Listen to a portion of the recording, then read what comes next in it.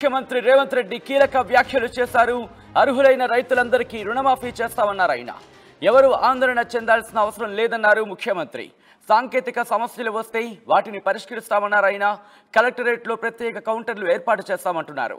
ఇప్పటికే కలెక్టర్లకు ఆదేశాలు జారీ చేస్తామన్నారు ముఖ్యమంత్రి. ప్రతిపక్షాల మాటలను నమ్మద్దంటూ కూడా ఆయన చెప్పుకొచ్చారు. కావాలని ప్రభుత్వంపై తప్పుడు ప్రచారం చేస్తున్నారన్నారు రేవంత్. రైతు భరోసా విధి విధానాలు రూపొందిస్తుంది ప్రభుత్వం అంటూ కూడా చెప్పుకొచ్చారు. త్వరలో రైతు భరోసా పథకాన్ని ప్రారంభిస్తామన్నారు రేవంత్ రెడ్డి ఏమన్నారో సార్ చూద్దాం. ఎక్కడ జరగని విధంగా రైతన్నలకు 2 లక్షల రూపాయల వరకు ఏకకాలంలో రైతు రుణమాఫీ చేసి రైతు కుటుంబాలను ఆదుకోవాలన్న ఆలోచన ఆ కార్యక్రమాన్ని మొదలుపెట్టి దిగ్విజయంగా ముందుకు తీసుకెళ్తున్నది ప్రజా ప్రభుత్వం. ఇది అసాధ్యమని చాలా మంది వక్ర భాషలు చెప్పారు. కానీ మా ప్రభుత్వం మాట ఇచ్చిన ప్రకారం రైతన్నలకు 2 లక్షల రూపాయల వరకు ఏకకాలంలో రుణమాఫీ కార్యక్రమాన్ని అమలు చేసి చూపిస్తున్నాం. దీనిపై ప్రతిపక్షాలు రంధ్రాన్వేషణ చేస్తున్నాయి. ఈ సందర్భంగా నేను చెప్పదలుచుకున్నాను, పథకంలో అర్హులైన ప్రతి రైతుకు న్యాయం జరుగుతుంది. సాంకేతిక కారణాలతో ఎక్కడైనా చిన్న ఇబ్బందులు వస్తే వాటిని పరిష్కరించే బాధ్యత ప్రజా ప్రభుత్వం తీసుకుంటుంది, వ్యవసాయ శాఖ తీసుకుంటుంది. కలెక్టర్ కార్యాలయంలో ప్రత్యేకంగా కౌంటర్ ఏర్పాటు చేసి ఈ సమస్యల మీద వచ్చే రైతులను వాళ్ళ సమస్యలను తెలుసుకొని పరిష్కరించే బాధ్యత తెలంగాణ రాష్ట్రంలో ఉన్న అన్ని జిల్లా కలెక్టర్లకు ఆదేశాలు ఇవ్వడం జరిగింది. తొలి దశలో 1 లక్ష రూపాయల వరకు ఉన్న రుణమాఫీ సొమ్ము 6,035 కోట్ల రూపాయలను జూలై 18న నేరుగా రైతు ఖాతాలలో ప్రభుత్వం జమ చేసింది.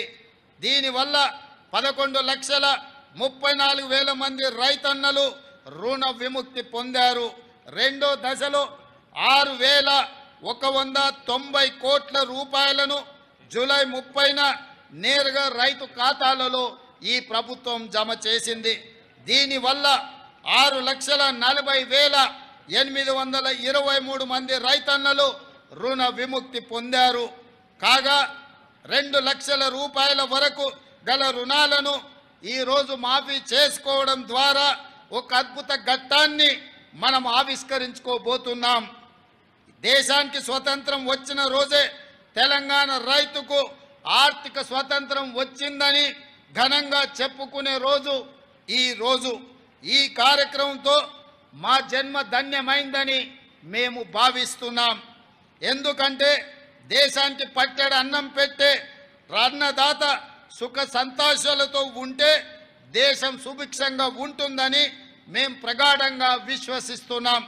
అందుకే 31,000 కోట్ల రూపాయలు వెచ్చించి రైతులను రుణ విముక్తుల్ని చెయ్యాలని ప్రజా ప్రభుత్వం నిర్ణయం తీసుకోవడం జరిగింది. రైతు బాగుంటేనే రాష్ట్రం బాగుంటుందని విశ్వసించే ప్రభుత్వం మాది.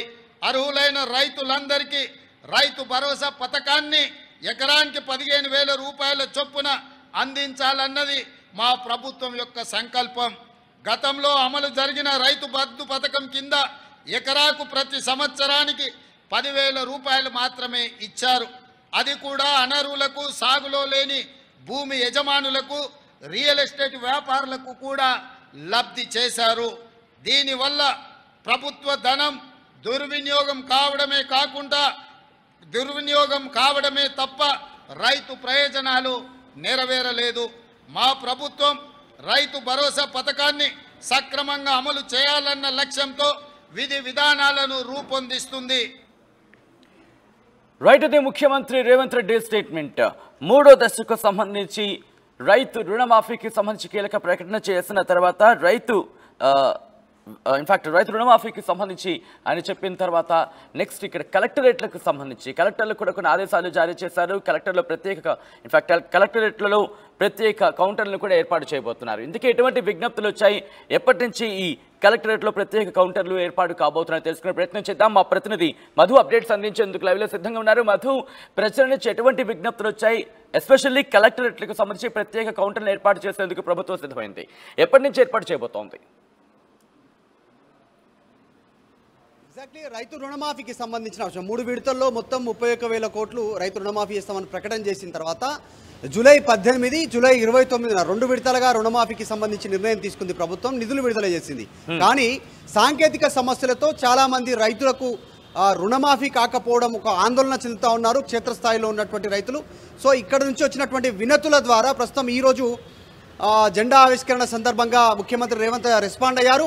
చాలా స్పష్టంగా సాంకేతిక సమస్యలతో కనుక ఎక్కడైనా రైతు రుణమాఫీకి అర్హులు ఉన్నప్పటికీ కూడా వారికి రుణమాఫీ కాకపోతే కలెక్టరేట్లో కౌంటర్లు ఏర్పాటు చేస్తూ ఉన్నాం, అక్కడ అప్లై చేసుకోండి. ఇప్పటికే కలెక్టరేట్లకు ఆదేశాలు ఇచ్చాము, ఏ టెక్నికల్ ఇష్యూస్ ఉన్నా వాటిని సాల్వ్ చేసి రుణమాఫీ అయ్యేలా నిర్ణయం తీసుకుంటుంది ప్రభుత్వం. ప్రతిపక్షాలు చేసేటువంటి ఆరోపణలు నమ్మొద్దు అనేటువంటిది రేవంత్ రెడ్డి అక్కడి నుంచి స్పీచ్లో భాగంగా రైతులకు వివరించే ప్రయత్నం చేశారు.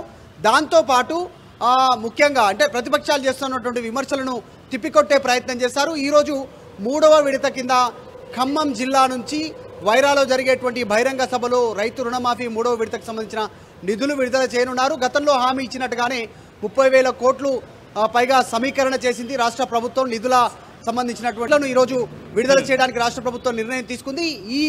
ఈ దఫాలో 1,50,000 నుంచి 2 లక్షల వరకు రుణమాఫీకి సందర్భించి ఈరోజు రుణమాఫీ చేయనున్నారు. రేవంత్ రెడ్డి స్పష్టమైన ప్రకటన చేశారు. కానీ అలాగే దాంతోపాటు ఇంకొక కీలకమైనటువంటి నిర్ణయాన్ని ప్రకటించారు. రైతు భరోసా గురించి కూడా త్వరలో రాష్ట్ర ప్రభుత్వం నిర్ణయం తీసుకుంటుంది. ఎక్కడ కూడా అవాంఛనీయ అంటే ఎక్కడ అవకతవకలు జరగకుండా గత ప్రభుత్వం తీసుకున్నటువంటి నిర్ణయాలను గమనిస్తే అర్హులు కానటువంటి వారికి రైతు బంధు పేరిట భారీగా నిధులు వెచ్చించబడ్డాయి. దానివల్ల అసలైన రైతులకు లాభం జరగలేదంటూ మెన్షన్ చేస్తూనే ఈసారి ప్రభుత్వం నియమ నిబంధనలతో ముందుకు వస్తూ ఉంది.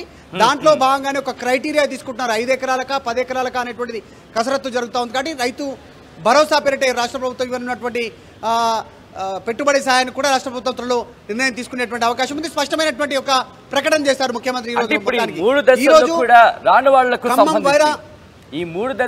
రాని వాళ్లకు సంబంధించి ఎలా అప్రోచ్ అవ్వాలి, దానికి సంబంధించి కేవలం కలెక్టరేట్కి వెళ్ళి అక్కడ విజ్ఞప్తి చేసుకుంటే సరిపోతుందా, లేకపోతే ఇంకేమైనా డైరెక్షన్స్ ఇవ్వడం జరిగిందా, ఇంకేమైనా మార్గాలు చూపించడం జరుగుతుందా? ఎగ్జాక్ట్లీ అంటే రైతు రుణమాఫీకి సంబంధించి మార్గదర్శకాలు రిలీజ్ చేసిన తర్వాత కాస్త మార్పులు చేర్పులు చేశారు. విధంగా ముఖ్యమంత్రి రేవంత్ రెడ్డి మాట్లాడారు. రేషన్ కార్డు ప్రామాణికం కాదు, కేవలం కుటుంబాన్ని గుర్తించడానికి అని చెప్పారు. కానీ గ్రౌండ్ లెవెల్లో చూస్తే రేషన్ కార్డు లేనటువంటి వారికి రుణమాఫీ నిలిచిపోయినటువంటి సందర్భం కనిపిస్తూ ఉంది. ఇంకా చిన్న చిన్న తప్పిదాలు